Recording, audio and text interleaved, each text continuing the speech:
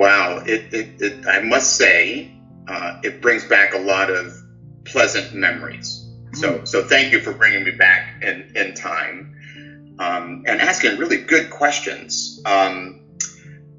So what did I experience? I experienced what it was like to discover things about myself, and that there's a lecture that I do with the final course in the sequence of graduate classes in our master's degree program in creativity and change leadership. In the seminar on creativity and change leadership, we talk about power, and we discuss personal power, because leadership is about how you influence others. It's not about your title. You know, you can have someone who has the title of boss, but they're a terrible leader because they're not positively influencing others. You can have someone who has the title of manager, but that's not necessarily being a leader. It's what you do. It's how you influence others. And so in this lecture, I talk to my students about how we can lose our power, how we give up our power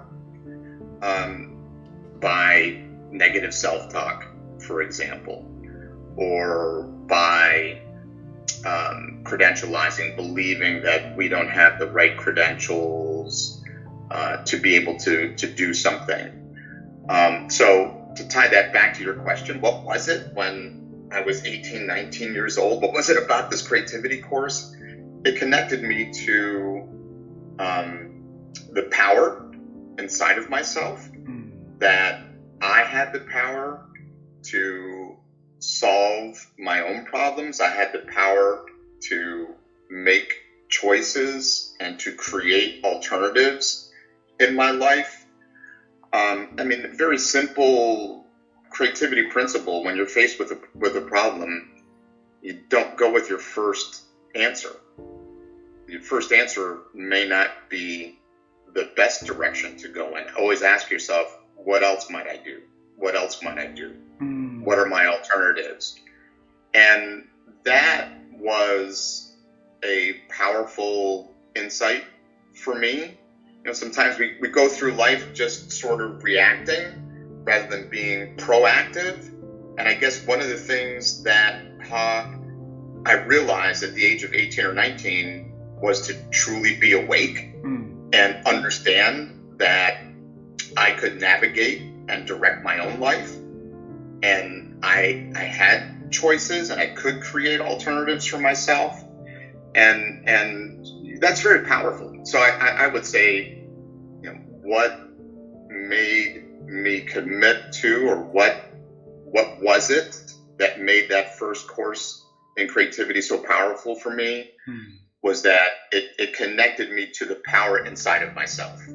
Were you actively seeking for that, that tool before that day that you joined the class?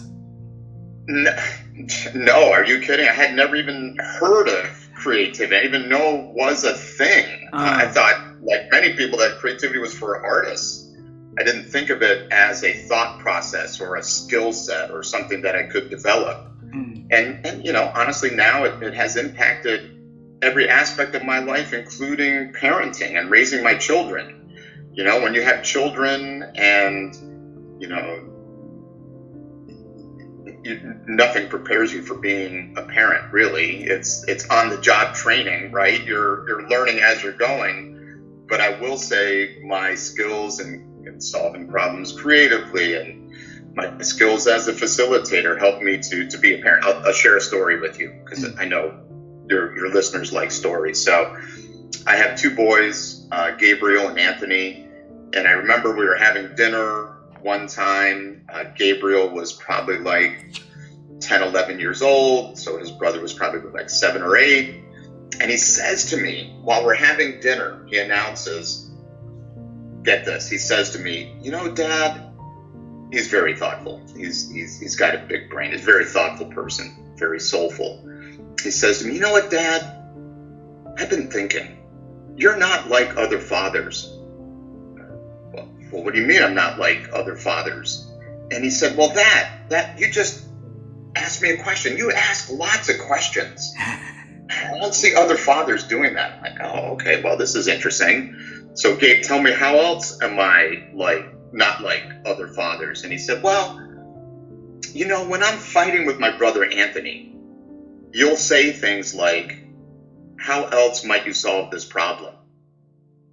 And I have to say, it blew me away, because I'm like, oh my gosh, I'm using creative facilitation with my children. I didn't even know it. So that's a strategy, questioning strategy, turning a challenge, into an open-ended question to explore other ways. Okay, so yes, you could fight each other, but what else might you do? How else might you solve this problem is a creative question.